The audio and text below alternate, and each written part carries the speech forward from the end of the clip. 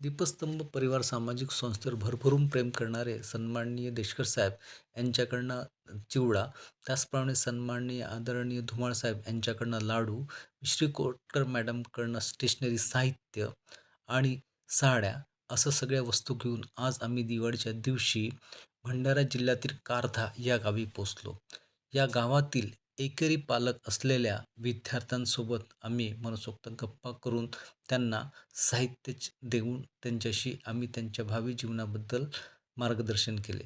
शिक्षणाचे महत्त्व पटवून देताना आम्ही त्यांना शैक्षणिक साहित्य, कपडे, दिवाळीचा फराळ हा देऊन त्यांच्यासोबत आम्ही फराळ केला.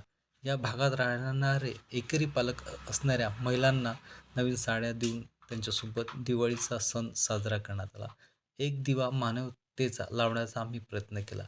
आनंद वाटू, आनंद घेऊ या संकल्पनेतनं दीपस्तंभ या गरीब वस्तीत एकेरी पालक असणाऱ्यांसोबत आनंदाची दिवाळी साजरी केली. खूप खूप धन्यवाद.